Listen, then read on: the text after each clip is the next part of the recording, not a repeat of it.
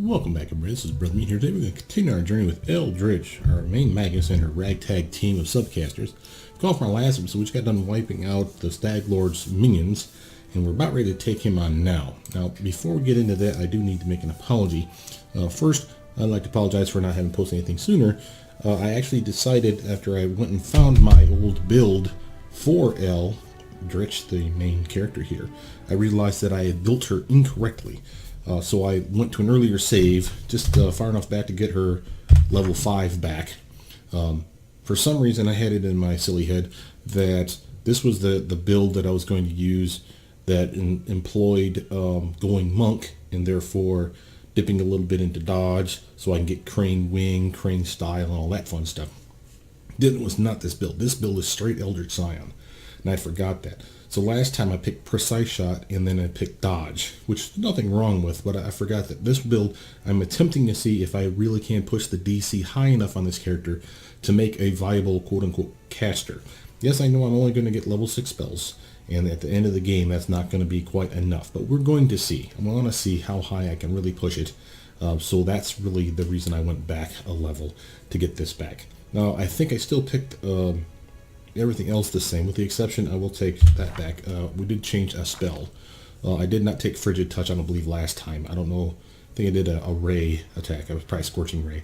There's nothing wrong with that. I already had Acid Arrow, but Scorching Ray is clearly better for damage anyway. Acid Arrow is great for the distance and the fact that there's no spell resistance and no spell save or saving throw at all. So literally this is one of the best spells for just guaranteed doing some damage as long as it hits.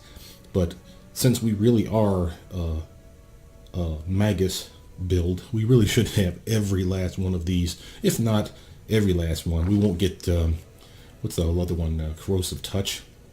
It's subpar in every way. The only real difference is that, again, it's acid damage versus electrical damage in this case. Shocking Grasp beats it in every way other than that, so there's no need to get it. A Frigid Touch, while still subpar technically to Shocking Grasp for damage, either equal to or subpar, I should say. This particular spell does have one wonderful thing going for it. There's no saving throw. There is spell resistance, but there's no saving throw, and it really will stagger a target for one round. So as long as you hit, you will stagger somebody. Which is, well, of course, assuming they're not immune, and of course spell resistance isn't an issue. So I said, well, I should probably have taken that too. So that's the only other thing that I did different here. So point-wise, our characters are probably pretty close to what we had last time. I did get a couple more points, and I'll show you how I did that by mistake. But first, let's show you what we're going to do here. Now, here's the Stag Lords up here. Now, we can, again, talk to Cressel here, and then say, okay, I think we're ready to do your thing and attack him. But now, here's what happens. And again, spoilers for you that don't want to know this. Feel free to jump ahead when you see me moving up here. You'll know that I've done talking about it. However, if you talk to Cressel now and say, hey, let's do your thing, yes, you will all teleport up here. So A, buff up. B, know that you're going to be in a fight. So you hope you want to have everybody out of here taken out. Either the owlbear on your side, or like in our case, slit his throat. Anybody that you can get to turn and join you or take out, you want to do so if you can. Problem with this is if we take Cressel up on her, let's jump to Stag Lord, she jumps in, and the Stag Lord, before you have a chance to do anything, shoots her in the face with as many arrows as you can to drop her. And then the fight starts. So you don't want to do that. So we're going to actually go up here, and from there we'll buff up. We'll attack the Stag Lord ourselves. When she hears the noise, they'll come a-running. So they will join us, but it'll be after the fact. And by then, hopefully, we'll have done what we need to either get the Stag Lord dead or get him as close to out of the way or his minions out of the way that everybody will be happy at the end. Now, of course, when we had this gentleman join us, and I repeated it, took me forever to get it to actually work again, where it repeated where he did join our side. And the other thing that was a glitch that I just couldn't care about was I actually got XP for locking the door. This is new now. This is something that didn't happen last time. When I repeated it, I locked the door, and I'm like, oh wait, no, I was supposed to kill him. And for whatever reason, I clicked on him again. It turns out they gave you the option to kill him.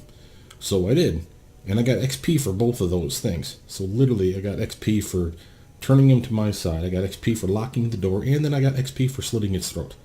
Now, we're probably ahead of the game because of all those things, but it's in the game, and I don't mind it. So therefore, she's pretty close to leveling up. He got a little bit more XP out of all that as well. And I want to say Lindsay got a little bit of XP out of one of those tricks as well. Can't remember which one. So between all those three things, you can do all of them, and each time it will seem to give you XP. Now, I was pretty happy with that, so I was like, well, you know what, I'm not going to repeat that. That seems silly. So I figured, what the hell. But again, here's our Stag Lord. It's going to be up here. As soon as we get to the point where we kind of breach this area, you'll see the Stag Lord come out and attack us. We obviously want to get our best buffs up then. I'll make sure everybody's rocking whatever they can possibly rock for best gear.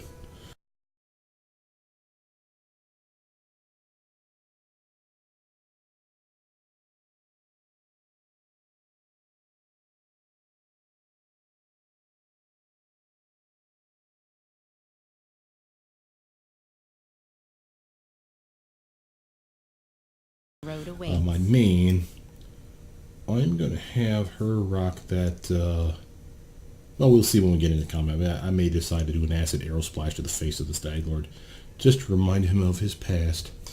Sorry, that was cruel. Alright, anyway, we're ready for this. You want to creep up here. You can stealth, it won't be any good, but it just helps you move a little slower. Come on, Liz. I wrote it like I saw it.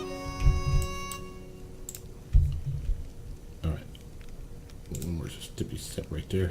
Alright, now you see they got the bandit and the wolf. Bunch of guys are going to pour out of the door, including the Stag Lord.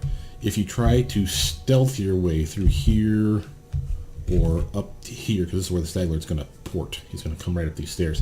The wolf sees you. So I mean, we're talking, I was invisible and it didn't do it. And another playthrough, not this one. I was invisible, didn't do anything. I, of course, used Vanish and didn't do squat. I was running solo, so it wasn't that I was dragging the whole team and just like somebody was klutzy. Nope, it was literally the wolf has a perception that's retardedly high, and therefore you're going to get spotted, which is fine. I mean, that makes perfect sense. I would use them. So what we're going to do is we're going to do this, and this is going to be actually pretty useful. So as long as we get these two guys, and of course this is the main doorway, anybody that comes out that doorway is going to trip up on this grease spell, hopefully. Get him, To victory! Alright, now these guys are pretending to be in battle. He sounds the alarm. Stag Lord comes out. Oh yeah, I forgot about these guys over here. Ooh, nice. At least one of them fell. He won't fall because of this. He's going to do his little cutscene. He walks up, drinks a potion, teleports. That's because we poisoned him.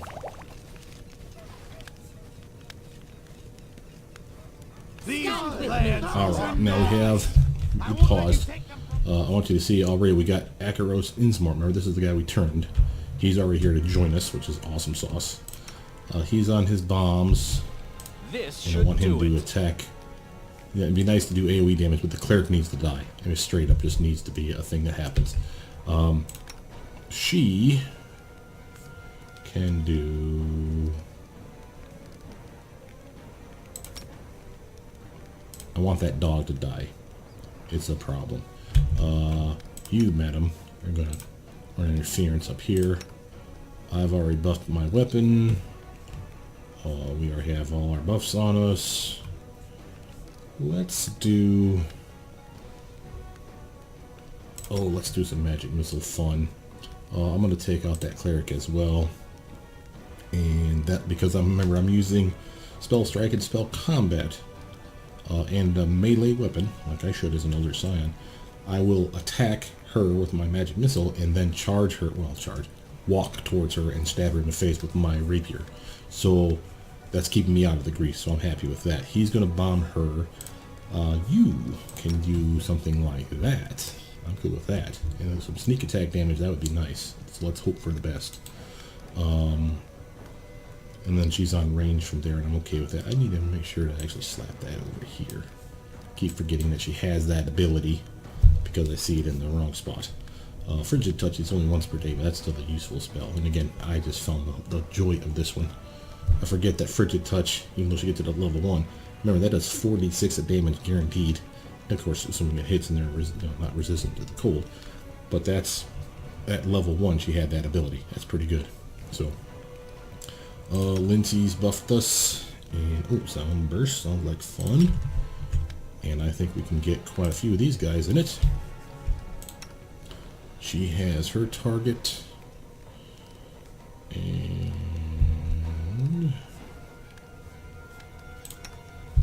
I want to make sure Valerie runs interference on the, the puppy. I see we got Crystal and her friends are showing up too. They're joining us for all that fun.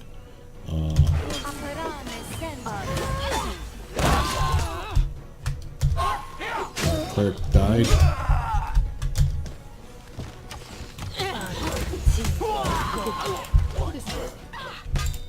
Looks like I slipped and fell or someone hit me or something. They tagged Bookworm fast, but she went down quick, didn't she, folks?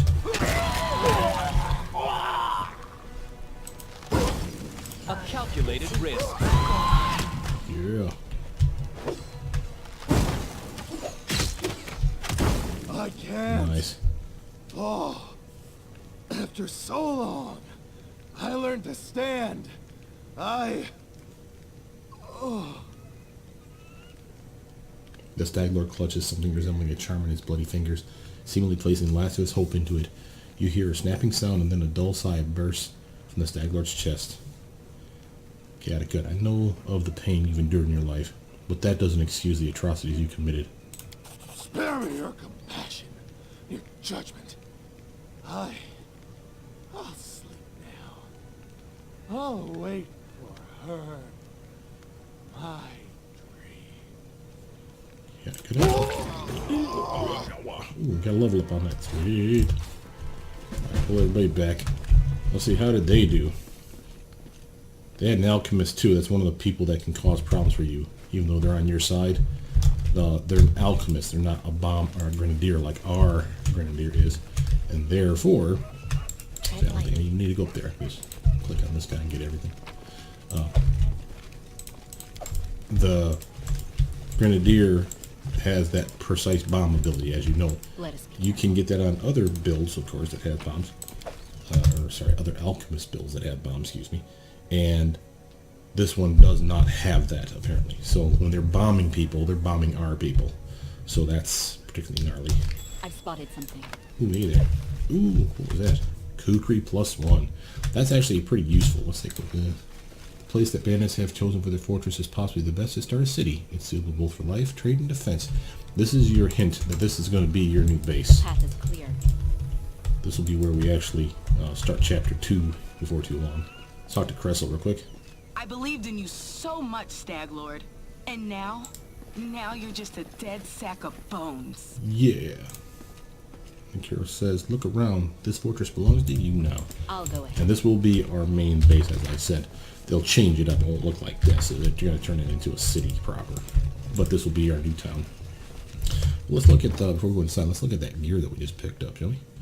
Well, first let's get our level up. This is our I was going to say Arcane Trickster. This is our Eldritch Scoundrel. There we go. This is our Eldritch Scoundrel that we're definitely taking to at least 10. And then 10 levels perhaps of Arcane Trickster as well. Because while these abilities are useful, the level 10 ability for Arcane Trickster is pretty damn disgusting. Like, you can use the sneak attack with any spell, including like AoE stuff. So you slap out a fireball spell from a potential sneak attack opportunity, and boom, you've done retarded damage. So, matter of fact, we need to make sure we're doing this right. Arcane Trickster needs, we need a Knowledge Arcana 4. That's my mistake for not getting it sooner, because this should have been our first level of Arcane Trickster. It will not be, but I'm going to mess this up again if I don't check it one more time. Yeah, okay. So that's it there. Might as well get Trickery up, of course. I like Perception, as you know. Oh, you know what, though? I do want Athletics. Someone else needs to have Athletics. She's not encumbered with stuff, so. Now, what to give her? Precise Shot's an obvious one. And we gave her Finesse Training Kukri, so now this will allow her to use that Kukri. That's pretty sweet for us. Does she have Weapon Focus for Kukri? I think she has to, right? Yeah, it's got to be what that is right there. Sweet. Anyway, precise shot's an obvious one for me, but let's see if there's anything else that sticks out. Two-weapon fighting, of course, might be okay. Spell pen. She is a caster. Rapid shot could be useful, of course. Piranha strike could be useful, of course. Weapon finesse being something that we can employ to great effect. But she doesn't have the best attack bonus. Meta magic are useful. Improved initiative is useful, especially since she's going to be doing sneak attack damage. So if you get that first attack off while they're flat-footed, and boom, sneak attack. That's not bad. Let's give her a cool spell. What could she use? Sense Vitals is nice. When you have more sneak attack damage, I can't complain about that. Scorching Ray, good straight up damage. Mirror Image. The ability to have a lot of stuff to straight up miss her. We got another spell too, that's nice. Okay, so let's take Acid Arrow. I'm going to do that one because of the range. Now, yes, I know that other people have it too, but I'm okay with that. And remember, she has spell book proper, so she does have the ability to learn other stuff. So I'm not really worried about what I'm missing out on, but that was pretty cool. Let's actually give her that kukri. Someone else should use She it. does not have the ability to use that kukri. What on earth just happened? Does she not have the right weapon focus? So I have weapon focus.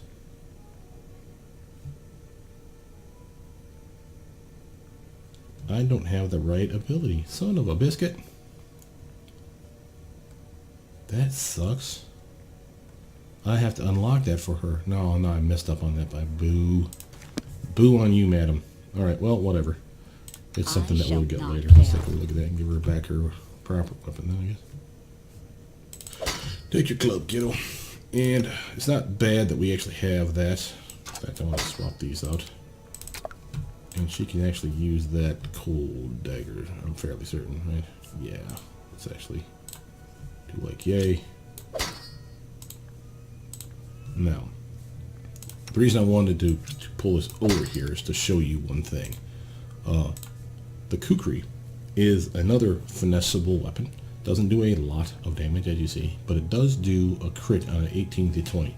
So much like our rapier, it is viable. And there's a lot of different kukris in this game. So don't necessarily think you have to go rapier. It's just rapiers are pretty damn straight up decent for Magus builds. You can do S-stock or good ones, but you have to really invest in those, or go Sword Saint and just pick it as your weapon focus, and they'll just give you the ability to use it, which is nice. Kukris are decent options, as you saw. So's rapier. Scimitars are ish, but I don't think you can weapon finesse those. So those are more strength build. But there's some decent scimitars in the game, and specific for Magus too. So all viable options. I'm sure I'm missing something else besides the S-stock and the rapier. Eldritch curved sword, I think. Curved blade might be one, but again, you have to be like an elf to use it, and to get the ability to use it straight out of that. But that might be another viable option. What else did we pick up here today, though? We have Woodland's Aegis. Now let's look at this. That's the same armor class as my chain shirt, because it's a +2 studded leather. Allows me to cast Barkskin once a day. Let's look at that.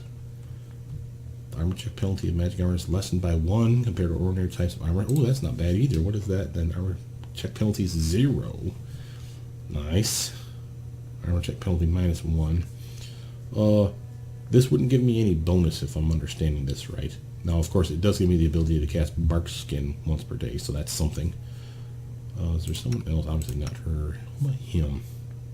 He's already wearing leather.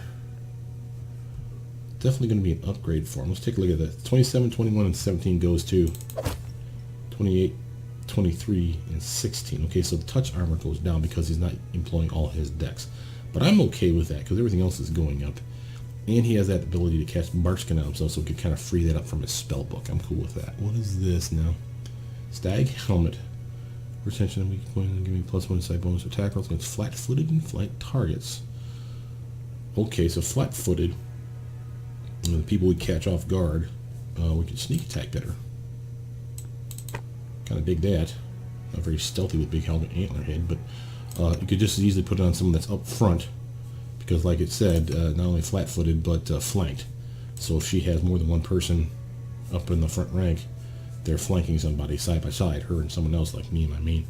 So that could actually work for her too, either or. But her dex is low and her initiative then is pretty piss poor. Hers, of course, now phenomenal. So yeah, I think I like that idea. Lesser abrasive archery, +1 confidence attack bonus on attack rolls for using a bow. And we got a bow. Who wants to use that bow? Him? Yeah, I think I kind of dig it on him. It is a composite longbow, and he's the only one with a decent strength that could pull it off along with his dex. So let's chuck this masterwork and swap him out for something like the savage bow. Alright. And it also has an ability on it as well. What is that? Grants the wielder the ability to cast Aspect of the Falcon spell 3 times per day for 1 minute each time. They get +3 confidence bonus to perception skill checks, +1 confidence bonus on attack rolls with ranged weapons, which would include his bombs. Critical multiplier from the bow or crossbow becomes 19 to 20 times 3. Obviously, since it's with this bow, that would make the bow better. It's already times 3, but it'd be 19 and 20 crit chance. This could also go on her because she's an Eldritch Archer, remember, slash Scroll Savant. However, her strength is piss all, so she's really not getting any real benefit out of the composite side of things, whereas he is. So as you can see, his damage is actually not horrible for the low level that he is with this bow. So I'm kind of cool with that. And he is kind of a ranged guy. I almost want to see... Can she use that light pick? No, boo.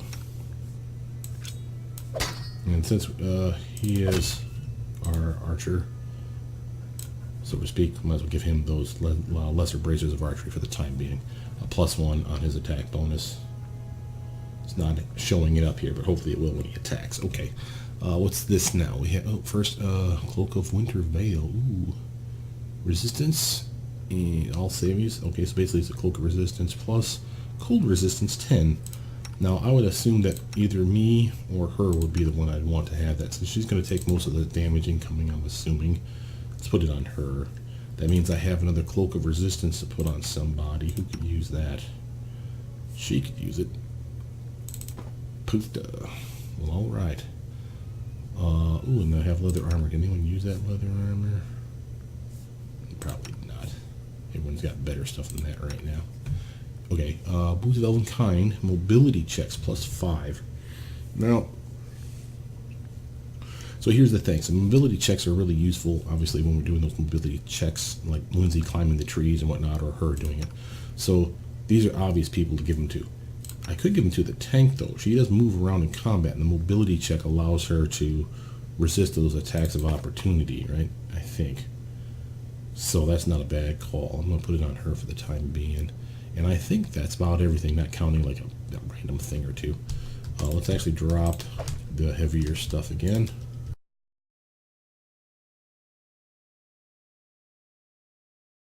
We are, of course, wounded over here.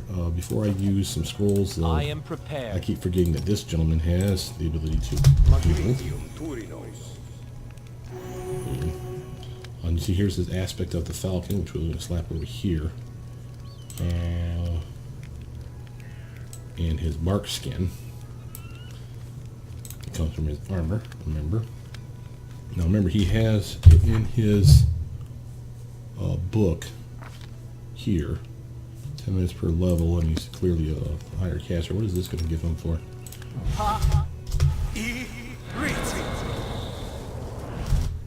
30, so that's a level 3 casting. That's not horrible. That's 30 minutes. That's pretty nice. I'm thinking no mistakes. That we don't need then his bark skin here anymore. I could just easily go delay poison. That way Lindsay doesn't have to waste her very precious spells on something like that when he could use it. And that's another hour-long buff per caster level. So I like that. Okay. Oh, also, The road I awaits. forgot she leveled up, so she got spells, right? Just the one. I like stuff that she can touch attack. Like Snowball.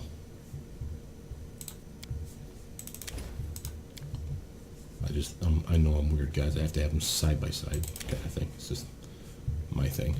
But yeah, that's what I want her to have. Okay, let's get inside. Boom. Interesting. Okay, there. Oh, we have traps in the air. She has a wand.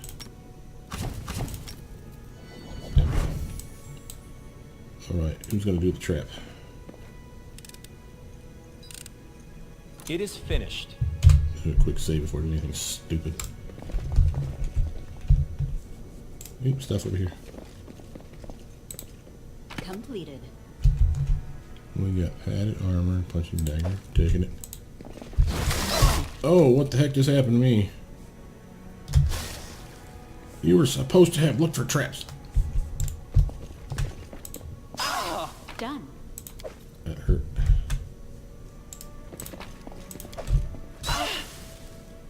Wow, they're really hitting us hard. I know what to do. Get yourself up. That's a gnarly trap, man. Anyway. Missed a little XP there, but whatever. What a find! Okay, so we found something here. Done. Cool. Taking it. On it. Stuff and things. Oh, that's the bed. The luxurious bed isn't touched. It seems that it has been slept in for some time. Ah, boo. He's depressed. Ooh, bookshelf. Alright, a little slower. Interesting. There we go. Can't believe I didn't see that trap over on the other side. I wonder how high it was to perceive that one. Alright, anyway. Quick save again. Pick that trap, buddy. A trivial matter. We got someone Nugra behind the gate. We'll free him here in a second. Exit to fort backyard. Looks bad as seems, but rarely use it. Alright. I'm listening. Oh, it's locked. Oh, okay. Completed. The path is clear. We will prevail! He's not friendly, even though we just freed his ass? Okay, screw you, dude. And I have a snowball. Smooth. I need to fire at your face.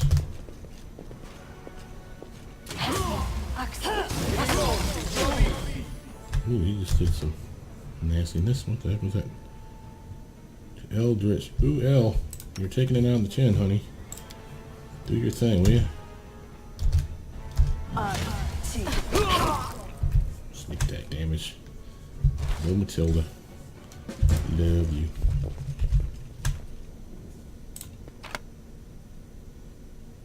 Nothing. Oh, hey, we have a trick here. First I will let me not loot the falter. body. Oh, let's see what that said. First, we got hide armor. A note. He calls to her again, his queen. He drinks, he calls her, he drinks again. I have no idea who she is. I can't even tell if she exists outside his own drunken vision. But I know he'll call to her, and then he'll crash around angrily, yelling that she didn't come. Then he'll come for me. I obey the rules. I do as he says. I keep silent until he allows me to speak, but he still beats me every time he drinks and rages. He said he'll burn my hands in acid next time. Will I still be able to write? Looks like we stopped him mid-sentence. Alrighty. But that's the thing. He seems pissy. But we have these wonderful herbs. And if you recall, anytime you see a box like this, it's just straight up sitting there. You slap an herb in it. Just one. Close it. Moves to free shit. A book. Scroll of freedom of movement. Nice. Scroll of stone skin. Also nice. And one of cat sprays. Yeah, baby. That's that. Just make sure I didn't do anything else dumb. Alright. That's not bad. We'll see. Wand of Cat's Grace. I think she could best use that, yeah. She has that ability to buff her dex up, and that's going to give her more armor class. Remember, she's not wearing armor. Just mage armor spells. and shield spells, of course. Of course, we have bracers of armor to help her a little bit, but it's not true armor yet. Well, we have spells like Stone Skin.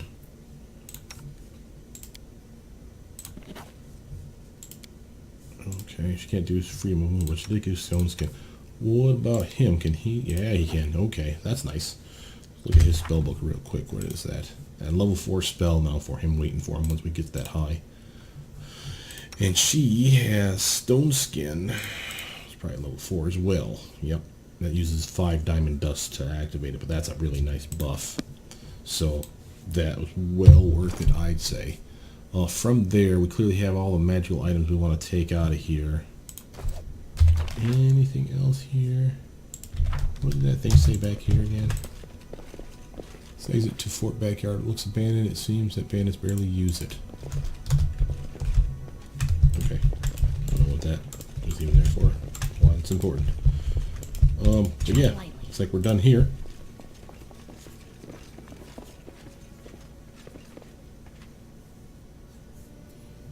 But that was a really nice mission for us. And again, we already done talking with these guys. So we have everything we can do with them.